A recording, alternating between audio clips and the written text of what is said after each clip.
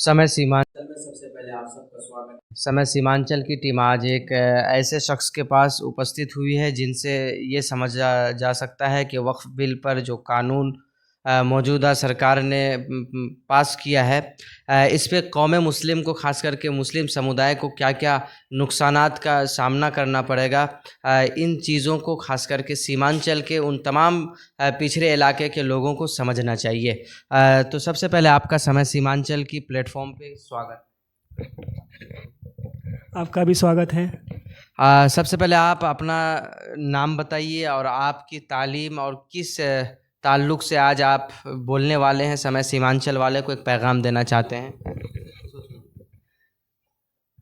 सबसे पहले मैं सबको सलाम करना चाहूँगा, अस्सलामु अलैकुम वरहमतुल्लाहि ताला व बरकातुहू। आपका नाम क्या हुआ?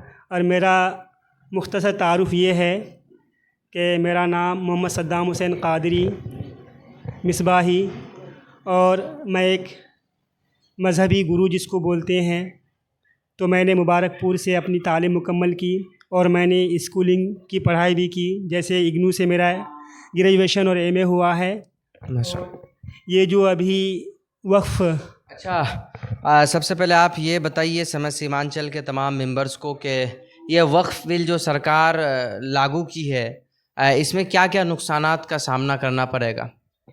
ये वक्फ कानून अभी नहीं बल्कि कई साल से सरकार की तैयारी चल रही थी। जी, ये तो बहुत पहले से। फिर उसके बाद फिर कई महीने पहले पार्लियामेंट में बिल को लाया गया। पार्लियामेंट की जब बात आ गई तो फिर मैं कुछ जुमलों में पार्लियामेंट के बारे में आम लोगों को बताना चाहूँगा, क्योंकि आम लोग पार्लियामेंट नहीं जानते हैं। तो पार्लियामेंट के बारे में पहले मैं ये बताना चाहूँगा कि पार्लियामेंट इंग्लिश वर्ड है, इसका उर्दू आम शब्द में आप ये कह सकते हैं या उर्दू में कानून साज, कानून बनाने वाला। लेकिन पार्लियामेंट में कानून वही बना सकता है जिसकी अक्सरियत हो।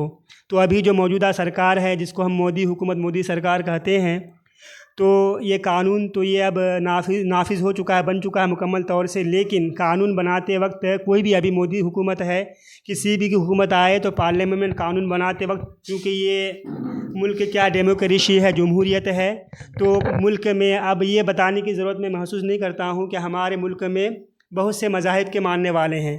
और ज़्यादातर अगर देखा जाए तो हिंदू, मुस्लिम, सिख, ईसाई, ये चार का ज़्यादा तज़किरा और ज़्यादा ये डिस्कशन होता है। लेकिन जब पार्लियामेंट में ये कानून सबसे पहले इसको लाया गया बिल की सूरत में, उसके बाद फिर इसको फिर कानून बना भी दिया गया। तो कानून बनाते वक्त सबसे पहले हिंदुस्तान में, चाहे वो किसी भी मज़हब से बिलोंग करता हो, ताल्लुक़ रखता हो, कानून बनाते वक्त हर किसी का ख्याल रखा जाएगा कि किसी को परेशानी तो नहीं हो रही है, इस कानून की जद में आकर के किसी को बहुत बड़ा नुकसान तो नहीं हो रहा है। लेकिन ये जो वक्फ़ तरमीमी कानून, जिसको वक्फ़ अमेंडमेंट बिल कहते हैं, ये कानून बन चुका है।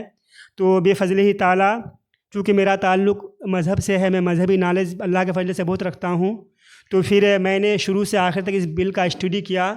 तो ये बात आप मुझसे नहीं, बहुत लोगों से सुने होंगे, आप सुन पाएंगे बाद में मुस्तकबिल में, फ्यूचर में। तो इस कानून को जो मैंने शुरू से आखिर तक स्टडी किया, देखा, तो ये 10 तब्दीली तरमीम इसमें हुई है। जो पहले जो वक्फ़ कानून था 10 तरह से बदला गया है। ये 10 में से 2 ऐसा है जिसमें सरासर शरीयत की मुखालफत होती है, शरीयत के कानून से मुतसादिम है। वो कैसे है तो इसको आम लोग नहीं जानते हैं।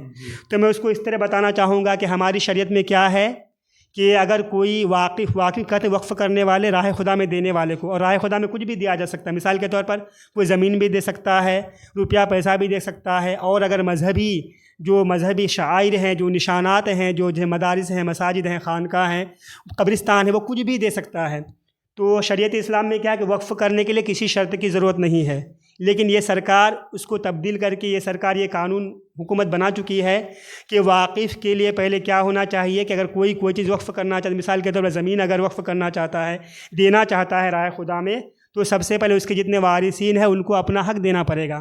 तो शरीयत इस्लाम ये कहती है कि नहीं, ऐसा नहीं है, क्योंकि औलाद पर उसके बाप की जो ज़मीनें हैं उसका हक़ तभी जाएगा जबकि वो इस दुनिया से रुखसत हो जाए। हालांकि ये सरासर शरीयत की मुखालिफत ये कानून कर रहा है।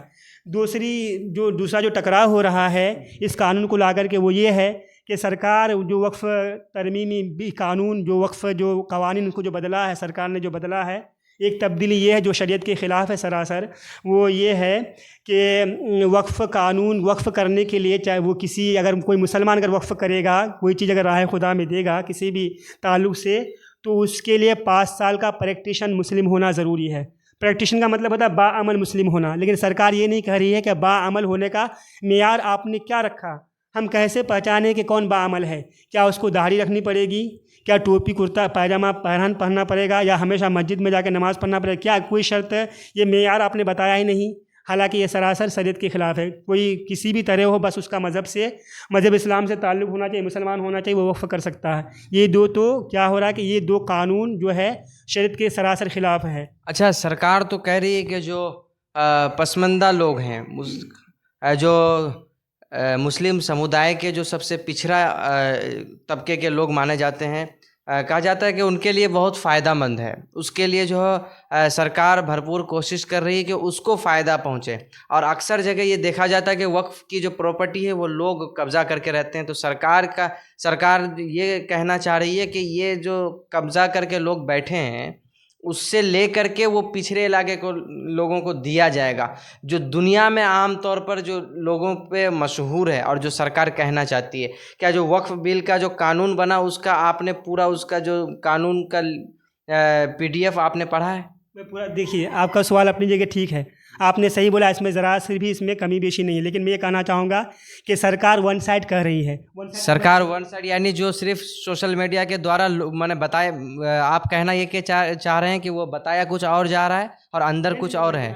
नहीं बताया वो। देखिए मैं ये कह रहा हूँ कि सरकार वन साइड इसलिए कह रही है कि सरकार जो आम लोगों को सिर्फ ये बता रही है कि हमें आपका फ़ायदा मंजूर है। अच्छा, सरकार के लिए फ़ायदा है? हाँ, नहीं, सरकार कह रही है, सरकार कह रही है फ़ायदा है। फ़ायदा है कि आम लोगों का फ़ायदा है, लेकिन जो ज़्यादा लोगों का, आम लोगों का नुकसान भी है, वो नुकसान सरकार नहीं बता रही। वो नुकसान अच्छा, क्या है? तो नुकसान क्या है? नुकसान ये है कि हाँ, हम मानते हैं कि हमारे जो वक्फ़ के मेंबरान हैं, जो निगरान हैं, उनसे गलती हुई है कि उन्होंने वक्त पर वक्फ़ जायदाद को रजिस्टर नहीं किया, उनकी निगरानी सही से नहीं की, गैर का कब्ज़ा भी है, हम इसको मानते हैं।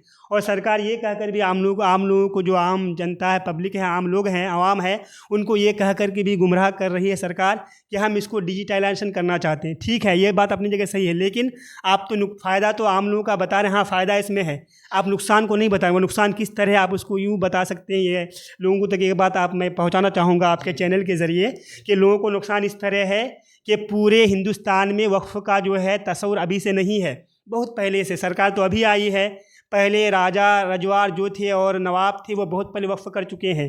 तो सरकार इस कानून में, एक कानून में तब्दीली ये हुई है कि पहले से, अगर वो जिसको आप वक्फ़ बाय यूज़र कहते हैं, अगर पहले क्या था कि 1995 में, इस बिल में मैं पढ़ा हूँ कि 1995 में 40 एक्ट के तहत एक कानून बना था।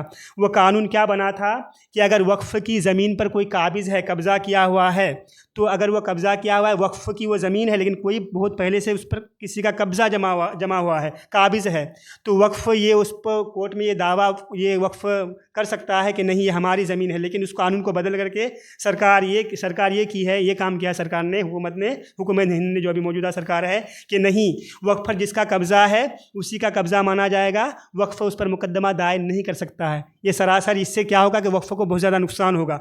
दूसरा नुकसान ये है कि बहुत सारे जो वक्फ़ के ज़्यादा रजिस्टर नहीं है, तो बहुत पहले से जो वक्फ़ किया जा रहा है, तो रजिस्टर का सिस्टम नहीं था, अभी हुआ है। तो इसके आड़ में सरकार क्या करेगी कि बहुत सारे वक्फ़ जायदाद वक्फ़ के कब्ज़े से निकल जाएगी, रजिस्टर जो नहीं है, ये कह करके। दूसरी बात क्या है कि पूरे हिंदुस्तान में बहुत सारी वक्फ़ की ज़मीनें ऐसी हैं जिन पर गैर कब्ज़ा जमाए हुए हैं। मिसाल के तौर पर मैं चंद मिसालें देना चाहूँगा आपके चैनल के ज़रिए से, और ये जो बातें मैं अभी बता रहा हूँ आपको, ये उसी में जो बिल को लाया गया था, और जो मुकम्मल जो वो सारी बातें हैं मोदी हुकूमत के दस्तावेज़ से ली गई है। आप देखेंगे कि तमिलनाडु में तरुजिन थरी एक गाँव, एक जगह है। उसके बाद फिर बिहार में गोविंदपुर गांव, और वो कर्नाटक में विजयपुरा गांव। और अच्छा, एक ये भी माना जाता है कि जो भारत के सबसे बड़े रईस हैं, जो जिसको मुकेश अंबानी कहा जाता है, तो वो बात उस पर भी मैं आ रहा हूँ। अच्छा, मेरी बात मुकम्मल होनी। हाँ, मैं कह रहा था कि कर्नाटक में विजयपुरा गांव, और उसके बाद फिर केरल में एर्नाकुलम ज़िला में 600 ईसाई घर वक्फ़ की जायदाद पर है। और इसी पर आप बस नहीं कर सकते हैं, और ये मैं हवाई बातें नहीं हो रही, बल्कि जो मोदी हुकूमत दस्तावेज उन्हीं से ये बातें ली गई है। उसके बाद फिर जो उससे इसी पर बस नहीं कर सकते हैं, जो गुजरात सूरत में जो म्यूनिसिपल कॉरपोरेशन का हेडक्वार्टर है वो भी वक्फ की ज़मीन पर है। तो कहीं सरकार यही सबको बचाने के लिए तो सरकार यही कि आम मुसलमानों को थोड़ा बहुत उसको जो है फ़ायदा का लालच दे करके बहुत सारे लोगों का बचाव करना चाह रहे हैं, जिनसे उनको अक्सरियत हासिल है, उनको फ़ायदा पहुंचानी चाह रही है। इस फ़ायदे के आड़ में वक्फ को कितना नुकसान होने वाला है और मज़हब इस्लाम की जो बका है, इस्तेकाम और ये इस्तेकामत है, वो वक्फ से है। कोई सरकारी हेल्प तो उसको मिलने वाली है ही नहीं।